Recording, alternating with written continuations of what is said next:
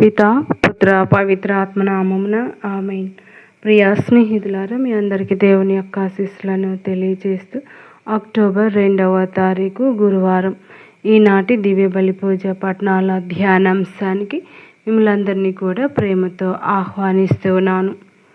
మొదటి పఠనము నాహూము గ్రంథం 8వ అధ్యాయం 1వ వచనం నుండి 12వ వచనం వరకు, భక్తి కీర్తన 19వ కీర్తన 8వ వచనం నుండి 11వ వచనం వరకు, లూకా సువార్త 10వ అధ్యాయం 1వ వచనం నుండి 12వ వచనం వరకు, లేదా మత్తయి సువార్త 18వ అధ్యాయం 1వ వచనం నుండి 5వ వచనం వరకు మరియు 10వ వచనం. ఈనాటి సువార్త పఠనాన్ని భక్తి శ్రద్ధలతో చదువుకుని ధ్యానించుదాం. ఆ సమయమున శిష్యులు యేసు వద్దకు వచ్చి, పరలోక రాజ్యమున అందరికంటే గొప్పవాడు ఎవడు అని అడిగిరి. యేసు ఒక బాలుని తన యొద్దకు పిలిచి వారి మధ్యన నిలిపి, మీరు పరివర్తన చెంది చిన్న బిడ్డల వలె రూపొందిననే తప్ప పరలోక రాజ్యమున ప్రవేశింపరని మీతో వక్కాణించుచున్నాను. కాబట్టి తనను తాను తగ్గించుకొని ఈ బాలుని వలె రూపొందువాడే పరలోక రాజ్యమున గొప్పవాడు. ఇట్టి చిన్నవాణిని నా పేరట స్వీకరించువాడు నన్ను స్వీకరించుచున్నాడు. ఈ చిన్న వారిలో ఎవరిని తృణీకరింపకుడు. ఎలైనా వీరి దూతలు పరలోకమందుండు నా తండ్రి సముఖమున సదా నిలిచి ఉన్నారని మీతో నిశ్చయముగా చెప్పుచున్నాను. ఇది ప్రభు వాక్కు. సర్వేశ్వరునికి వందనములు. ప్రియ స్నేహితులారా, మరి ఈనాడు తల్లి శ్రీ సభ పవిత్ర కావలి సన్మనస్కుల యొక్క పండుగను కొనియాడుతూ ఉంది. ఒక్కొక్కరి మనిషిని ఆత్మ శరీర ఆపదల నుండి కాపాడుతూ మంచి పనులు చేయుటలో సాయపడేవారే కావలి సన్మనస్కులు. మరి యొక్క పండుగ యొక్క గొప్ప సందేశాన్ని వినటానికి దేవుడు మనందరినీ కూడా ప్రేరేపిస్తూ ఉన్నాడు. భక్తి శ్రద్ధలతో ధ్యానించుదాం. ఒక్కొక్క మనిషిని ఆత్మ శరీర ఆపదల నుండి కాపాడుతూ మంచి పనులనే చేయుటలో సాయపడే కావలి దేవదూతలను జ్ఞాపకపరుచుకునేట 16వ శతాబ్దం నుండి ఈ యొక్క పండుగను మనం కొనియాడుతూ ఉన్నాం. ఈ భూమిని మనిషిని సృష్టింపక పూర్వమే భగవంతుడు లెక్కలేనన్ని ఆత్మల్ని కలిగించారు. వీరిని దూతలు లేక సన్మనస్కులు అని బైబిల్ పలుకుతుంది. ఈ జీవము గల శరీరము లేని ఆత్మలకు స్వాభావికంగా చావు లేదు. పరిశుద్ధమును సుఖమునైన స్థితిలో సృష్టింపబడిన ఆత్మలు వారు దేవుని యందే ఆనందించువారు. దేవుడు ఉన్నది మోక్షంలో. ఆ మోక్షమే వారికి బహుమానముగా ఇవ్వబడింది. స్వేచ్ఛా జీవులుగా దేవుని సదా సేవించుటయే వారి విధి. పిత పుత్ర పవిత్ర ఆత్మ దేవునిలోని పుత్రుడు యేసుక్రీస్తుగా భూలోకంలో శరీరధారి అయి ఉన్నా కానీ దైవ సమానుడు. దేవుడే కాన సదాస్తుతి మహిమ ఆరాధనలకు పాత్రుడే.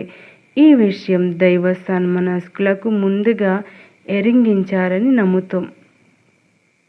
ఈ సందర్భంలోనే లూసిఫర్ అనబడే ఆత్మ నాయకత్వంలో కొన్ని ఆత్మలు శరీరధారి రూపదేవుని కొలువ తిరస్కరించారు. తామును చావులేని శాశ్వత సుఖజీవులని, సౌందర్యంలోనూ ఆనందంలోనూ కొదవలేని వార్లని దేవుని విధేయించి సేవించుటయే విధిగా ఉండాల్సిన పని లేదని తాము స్వేచ్ఛా జీవులమని గర్వంతో నాట్యమాడారు.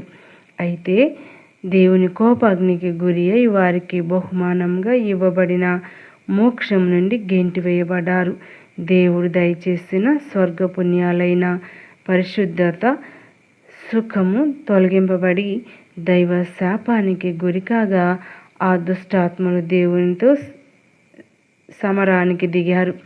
మిఖాయేలు దూత నాయకత్వంలో లూసిఫర్ దాని అనుచర ఆత్మలు ఓడింపబడి మోక్షము నుండి కూల్చివేయబడ్డాయి. వారిని సైతాన్లు, పిశాచములు అని పిలుస్తారు. వారి నివాసం కోసం దేవుడు నరకము అనే లోకాన్ని సృష్టించాడు. యెషయా గ్రంథం 14వ అధ్యాయం 12వ వచనం నుండి 19వ వచనం వరకు, లూకా సువార్త 10వ అధ్యాయం 18వ వచనం మరియు పునీత పేతురు రాసిన 2వ లేఖ 11వ అధ్యాయం 4వ వచనం. విధేయులైన ఆత్మలు లేక దూతలు లేక సన్మనస్కులకు తనను సదా దర్శించుకునే లేక చూడగలిగే భాగ్యాన్ని వారాన్ని దేవుడు అనుగ్రహించారు. పవిత్ర గ్రంథం చెప్తున్న విషయం బట్టి సన్మనస్కులు 9 బృందాలుగా లేదా విభాగాలుగా ఉన్నాయి. వీరిలో సెరాఫీము సన్మనస్కుల విభాగము అత్యున్నతమైనది. పరలోకంలోని సన్మనస్కులే భూలోకంలోని మనుషులకు సంరక్షకులుగా ఉంటూ ఉన్నారు. మత్తయి సువార్త 18వ అధ్యాయం 10వ వచనం. వారు తరచు దేవుని ఆజ్ఞచే మోక్షం నుండి భూలోకానికి వార్తావాహులుగా పంపబడుచున్నారు.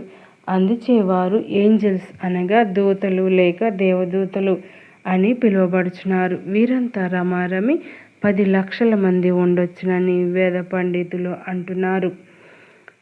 పవిత్ర కావలి సన్మనస్కుల పండుగ రోజున శ్రీసభ అద్యంతరహిత శాశ్వత సర్వేశ్వరిని మరియు భూలోకంలో దివ్య సప్రసాద రూప దైవాన్ని వందిస్తూ సదా స్తుతిగానం చేసే అగణిత సన్మనస్కుల బృందాన్ని స్మరించి ప్రత్యేకంగా గౌరవిస్తుంది. మరియమాతను గౌరవింప పరివేష్టితి అయి భూలోకంలోనూ ఉత్తరించు స్థలములోనూ ఉన్న ఆత్మలను రక్షిస్తూ సంరక్షిస్తూ సాయపడే ఈ సన్మనస్కుల్ని తన బిడ్డలచే జ్ఞాపకపరుచుకుని సదా గౌరవించేలా చేయడానికే పవిత్ర శ్రీ సభ ఈ పండుగను ఏర్పరిచింది.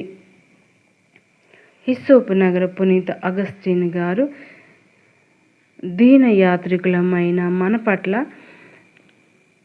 సన్మనస్కులు జాగ్రత్తగా చూస్తూ ఉంటారు. మనపై జాలి చూపుతూ ఉంటారు. దేవుని ఆజ్ఞ చొప్పున వేగరమున మనకు సాయం అందిస్తూ ఉంటారు. మనకు ఇష్టమైన చోటుకు ఎక్కడకు వెళ్ళినా వారు మనకు తోడుగా ఉంటారు అని పలుకుచున్నారు. ఇక పునీత జెరోమ్ గారు దేవుని ఆత్మ మిక్కిలి పరిశుద్ధంగా ఉండటం గౌరవప్రదమైనది, అందుకే అది జీవం పోసుకున్నది మొదలు ఒక్కో మనిషికి కావలి సన్మనస్కుని దేవుడు ఏర్పరిచారు అంటున్నారు. అయితే పునీత బెర్నార్డ్ గారు పరిశుద్ధ సన్మనస్కులను నీ స్నేహితులుగా చేసుకో. మనం ఎంత బలహీనంగా ఉన్నా, మన పరిస్థితి ఎంత విచారంగా ఉన్నా, ఎంత పెద్ద ఆపదలు చుట్టుముట్టి ఉన్నా ఈ కావలి సన్మనస్కులు సంరక్షణలో మనం ఎంత మాత్రం భయపడనక్కర్లేదు అని వక్కాణిస్తున్నారు. కావలి సన్మనస్కులు మన ఆత్మ శరీరాల్ని ఎన్ని రకాలుగా అపాయాల నుండి కాపాడుతారు. సైతాను శోధనలను జయింప ప్రేరణ, ప్రోత్సాహ సహాయాలు అందించి ఆదుకుంటారు. ముఖ్యంగా మరణావస్థలో దేవుని సేవలో సదా ఆలోచనలు సత్క్రియలను ప్రేరేపిస్తారు. రాబోయే ఆత్మకీడుల విషయమై హెచ్చరికలు చేస్తారు. మానవుల్ని దేవుని సింహాసనం ఎదుటకు కొనిపోతారు. మనల్ని తమ సొంతమైన వారిగా భావించి కలిసిపోతారు. మరణానంతరం మన ఆత్మలను ఉత్తరించే స్థలం చేర్చ మార్గం చూపుతూ నడిపింపచేస్తారు. పాపాల్ని ప్రాయశ్చిత్తమై విశుద్ధపరచబడిన పిమ్మట మన ఆత్మలను మోక్షద్వారం చెంతకు చేర్చుతారు.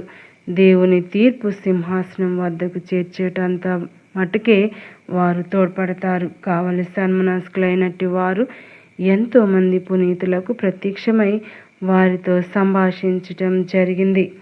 రోమ్ నగర పునీత ఫ్రాన్సిస్ అమ్మగారు వారి మాటల్లో దేవదూత ఆకారం కనబడు రీతి ఎంతో మధురంగాను తేజస్సుతోనూ నిండి ఉంటుంది. గాజు వస్త్రం వలె ఉండు ఆ దేవదూత పరలోక పరిశుద్ధతను మాటల్లో వర్ణింపలేం. వారి ఒకే ఒక్క చూపు మన ఆత్మ ఉగ్రమై భక్తి జ్వాలలను రగిలింపచేస్తుంది అని చెప్తున్నారు.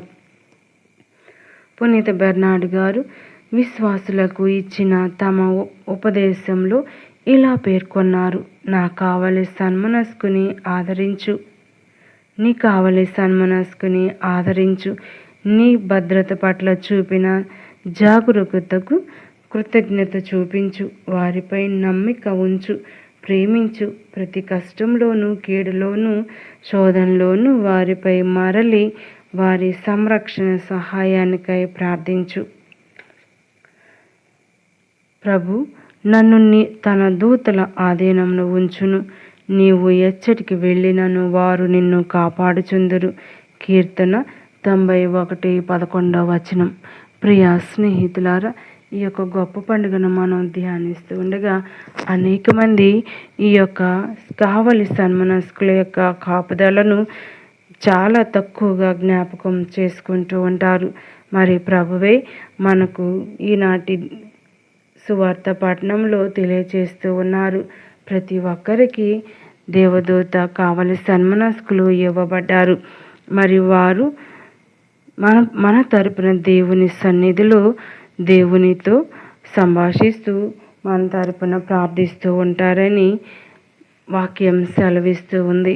మరి ఈనాడు దేవుడు మనతో ముఖ్యంగా మాట్లాడుతున్నటువంటి విషయం ఏమిటంటే, ఈ చిన్నవారు ఎవరిని తృణీకరింపకుడు. చిన్నవారు ఎవరు అంటే ఇక్కడ చిన్న పిల్లలు మాత్రమే కాదు, ఎవరైతే దీనాత్మలు, పేదవారు, అట్టడుగువారు, అవసరాల్లో ఉన్నవారు ప్రతి ఒక్కరూ కూడా చిన్నవారికి మనం ధ్యానించాలి, జ్ఞాపకం చేసుకోవాలి, గౌరవించాలి. ఎందుకనగా వీరి దూతలు పరలోకమందు నా తండ్రి సమక్షమున సదా నిలిచి ఉన్నారని మీతో నిశ్చయంగా చెప్పుచున్నాను. అంటే వారి తరపున దేవదూతలు ప్రభువుకి విన్నవిస్తూ ఉంటారు. మరి పేదలు కానీ, దీనులు కానీ, పిల్లలు కానీ, తక్కువగా చూడబడుతున్నటువంటి ప్రతి ఒక్కరు కూడా వారి కష్టాల్లో, బాధల్లో వారి తరపున దేవదూతలు వారి కోసం ప్రార్థన చేస్తారని వాక్యం సెలవిస్తుంది. అనుదినం ప్రార్థించుదాం.